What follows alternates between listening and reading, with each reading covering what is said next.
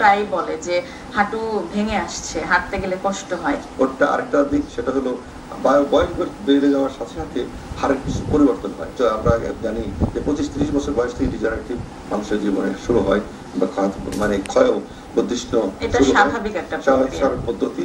সেটা 40-45-50 বছর গিয়ে সবচেয়ে বেশি প্রকট হয়। এবং তখন থেকেই হাত দেখা যায়। আমরা যে পরের ছবিতে দেখি, এটা অ্যাকচুয়ালি নতুন একটা, আপনি যদি দেখেন এই হাড়ের হাঁটুর কোনো রোগ নেই, সুন্দর সচ্ছল সুন্দর একটা জগতাত্মক হাড়, এবং যার কোনো রোগ নেই এবং সুন্দর সুস্থ হাড়।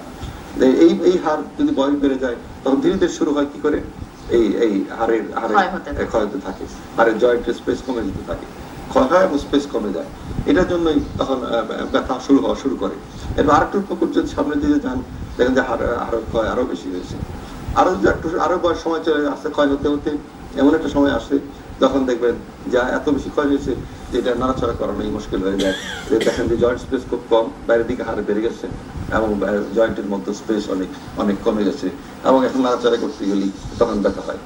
এখন এরকম যখন একটা পর্যায়ে আসে, তখন আমরা কি করি, যদি আঘাত পাই তার জন্য চিকিৎসা তো হলো যে হাঁটু রেস্ট দেওয়া, আগে কোর কম্প্রেশন করা, তার ব্যান্ডেজ দেওয়া, যদি আঘাত অ্যাক্সিডেন্টের কারণে ব্যান্ডেজ দেওয়া এবং ব্যথানাশক ওষুধ দেওয়া, বিশ্রাম দেওয়া। যখন ব্যথা পুরো একটু কমে আসবে, তখন আমরা বলি ধীরে ধীরে ব্যায়াম করে।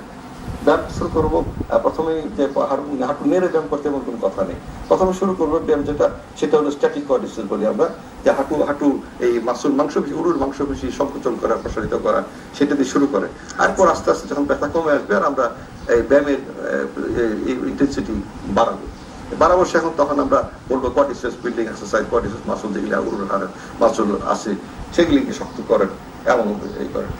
তারপরে আমরা পরীক্ষা করে দেখবো তার কোন রগটা ছিঁড়ে গেছে। একটা পর্যায়ে আসবে, তখন ব্যথা অনেকটা কমে আসবে, তখন ভালো করে পরীক্ষা করে দেখতে হবে যে কোন রগটা ছিঁড়েছে।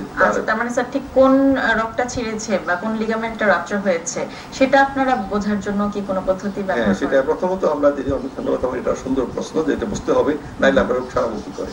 এখন সেটার জন্য আমাদের প্রাথমিকভাবে যেটা করতে হবে, আমরা রোগীকে পরীক্ষা করে অনেকখানি বুঝতে পারি।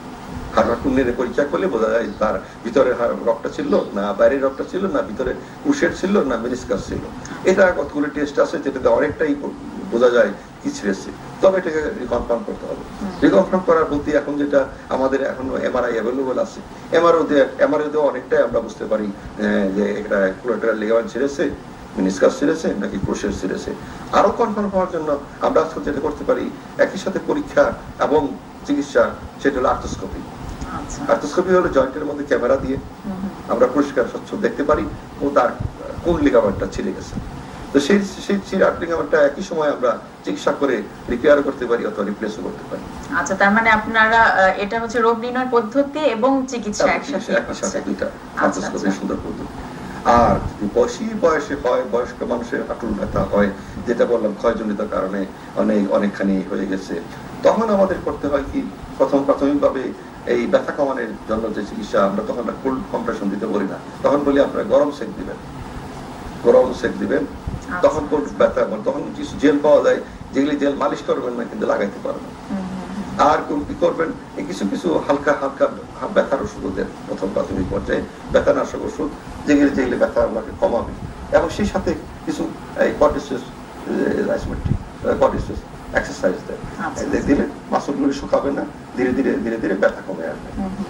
এই করে অনেক জীবন চলে যাবে। এছাড়া অতিরিক্ত ব্যথার জন্য আপনি নিকিয়ার দিতে পারেন, একটা নি সাপোর্ট, বেশি ব্যথা নি সাপোর্ট দিতে পারেন। তাদের চলাফেরা কি কোনো রেস্ট্রিকশন রয়েছে বা কিভাবে মুভ করলে তাদের জন্য ভালো হবে? অবশ্যই চলাফেরার জন্য তার কিছু হলো যে বলবেন এই মুহূর্তে ব্যথা বেশি নিচে বসবেন না, মাটিতে বসবেন না। মাটিতে বসলে আপনার ব্যথা বেড়ে যাবে, স্ট্রেচিং যেহেতু হবে। আর খুব বেশি ব্যথা হলে যদি একটা স্টিক ব্যবহার করেন, লাঠি বা স্টিক, ছড়ি, তাহলে কিছু ওজন আপনার হাঁটুর মধ্যে না গিয়ে শরীরের মাধ্যমে মাটিতে যাবে, এতে করে আমি হাঁটু কিছুটা রিলিফ হয়ে যাবে, কিছুটা রক্ষা পাবে। এই চিকিৎসা যখন চলতে এখন ব্যথার ওষুধ এবং এই আপনার এই কম্প্রেশন, ওয়ান কম্প্রেশন